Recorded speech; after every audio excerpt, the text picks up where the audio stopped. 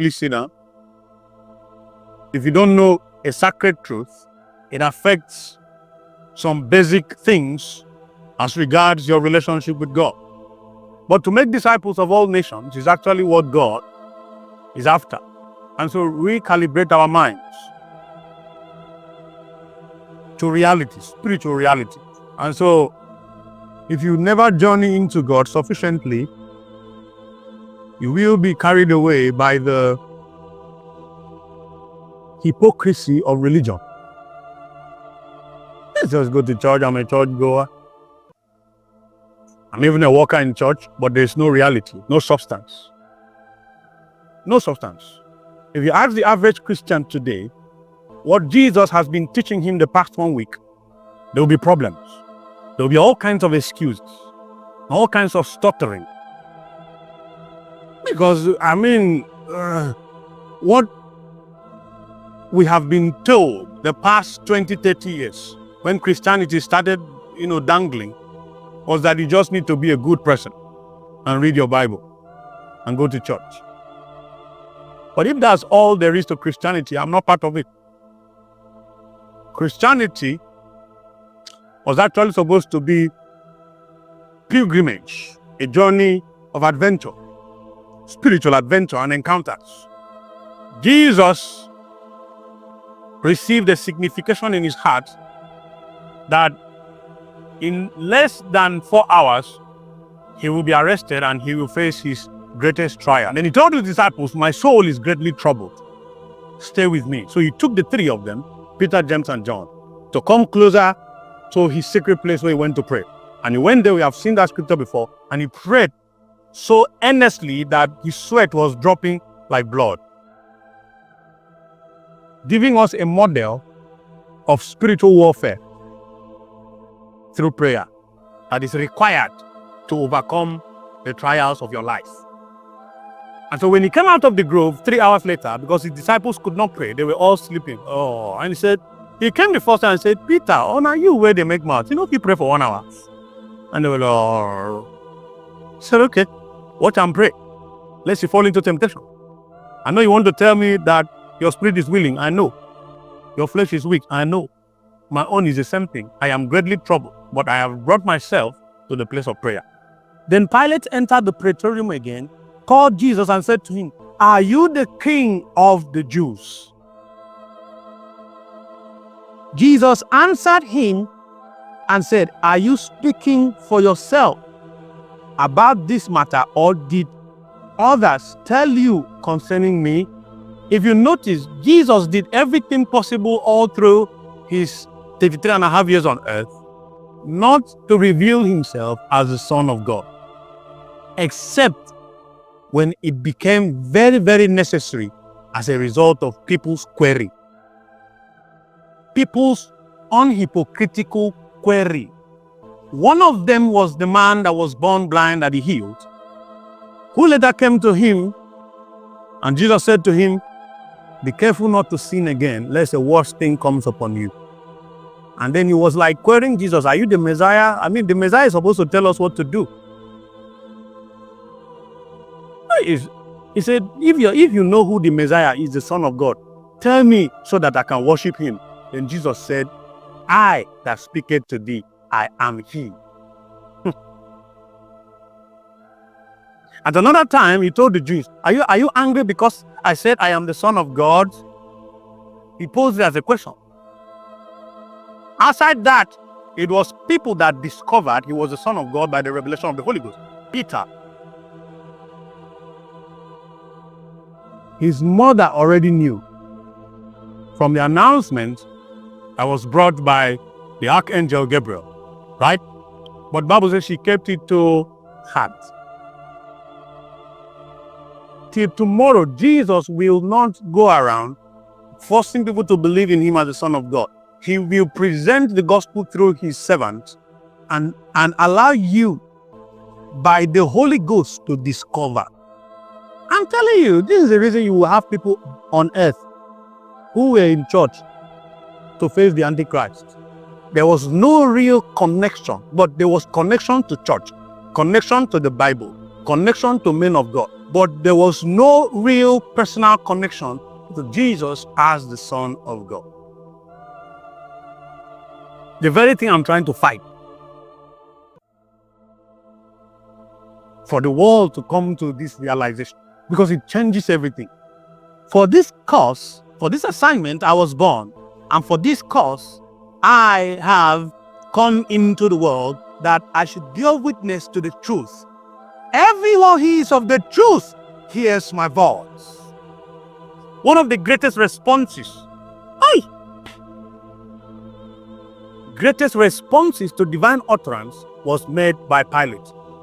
See what Pilate said. Because Jesus said that I have come into this world to bear witness of reality, to bear witness of the very thing men are unconsciously or consciously looking for, to satisfy the void that is in their soul from birth, which drugs, sex, money, fame cannot fill. Even they men have tried.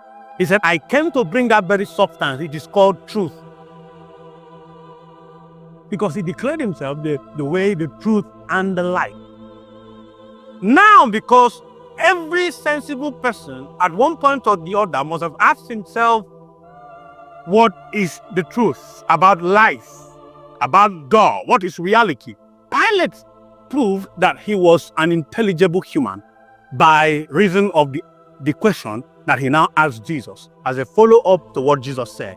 In verse 38, Pilate said unto him, what is truth? Oh, what a statement. He said, what is truth? I'm dying for the truth. I'm searching for the truth. A lot of things are happening I don't understand. What is reality?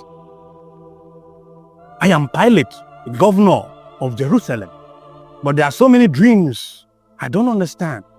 Encounters, the happenings, why men behave the way they behave. Why Israel would die for a God that they call Jehovah. That even the Romans would not be able to break their spirit. We are searching for truth. Why is it that with all the women I have access to as the governor of Jerusalem, I am not satisfied in my soul? I have money, I have power before Caesar. Yet there is something in my soul that is searching for reality. Jesus was the truth before him. He asked Jesus, what is truth? I remember the night, come June 2009, Nigeria was playing Tunisia, World Cup qualifier. I overheard the officers in the radio listening to that match. When someone walked into my field and said to me, only the truth shall make you free twice. He said it and disappeared.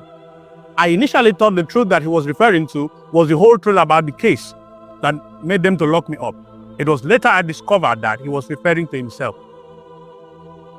Since the day I discovered that he was referring to himself as the truth, boy, it has been one encounter after the other. Come! So then Pilate took Jesus, scourged him, and the soldiers twisted a crown of thorns and put it on his head, and they put on him a purple robe, royalty. Then they said, Hail, King of the Jews, and they struck him with their hands. Pilate then went out again and said to them, Behold, I am bringing him out to you, that you may know that I find no fault in him. Then Jesus came out wearing the crown of thorns and the purple robe. And Pilate said unto them, Behold the man. Then the Jews answered, We have a law, and according to our law, he ought to die, because he made himself the Son of God. Do you know why they said he made himself the Son of God? Just one statement before, there another statement after, which was, I and my Father are one. Therefore, when Pilate heard that saying, he was more afraid. I went again into the praetorium and said to Jesus, Where are you from? But Jesus gave him no answer. Pilate is now afraid. The Jews don't joke with words. Now they have come to tell me that this man is supposed to be crucified because he made himself the Son of God. Remember that the Romans, the Grecians, Babylonians, the Pharaohs, All these guys were acquainted with supernatural occurrences, and they worshipped all kinds of idols. They knew about supernatural occurrences, utterances, creatures. They knew about the prophecy of the coming of the Messiah.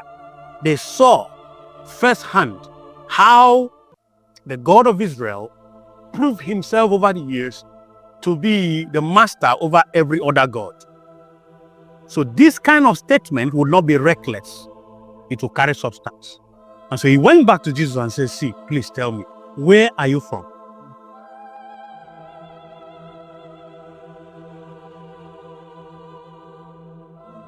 Jesus gave him no answer. Then Pilate said to him, are you not speaking to me? Do you not know I have power to crucify you and I have power to release you? And Jesus made his final statement before his crucifixion. Powerful statement. Jesus answered, you could have no power at all against me unless it had been given you from above. Therefore, the one who delivered me to you has the greater sin. The one that betrayed me is the one that has committed the first sin that was ever called greater sin in the Bible. Was when Judas walked away from Jesus after walking with Jesus as his disciples for 3.5 years. It is also called the sin unto death. The sin unto death is the only sin that heaven recognizes as a greater sin. Even fornication, that we normally talk fornication and adultery as if it's very big, bigger than lying, bigger than even murder. The reason we run away from fornication and adultery is because it is the only sin you commit against your body, which can open your body to demonic problems, judgment, all kinds of problems. But it is not that it is bigger than every other sin. The sin that is called greater sin, bigger, verified by Jesus himself, bigger than every other sin, is after you have entered into the deepest levels of relationship with God and spiritual experiences, you intentionally walk away from him. It's called betrayal. It is called blasphemy against the Holy Ghost. It is called doing this respite against the Holy Ghost, insulting the Holy Ghost. It is called the sin unto death. It is called crucifying the Son of God afresh. It is called trampling the blood of the Holy Covenant underfoot as though it meant nothing. That is the sin unto death. But there are qualifications. I will teach it later in the year. When I begin to talk about the adoption, I'll teach it deeply, the sin unto death, and all the various qualifications that can make a person, a Christian, commit that sin and decide to throw away the eternity that is in his salvation, because salvation is eternal, but from heaven. Man can bring himself through different rituals to the point where he rejects the eternity in his salvation.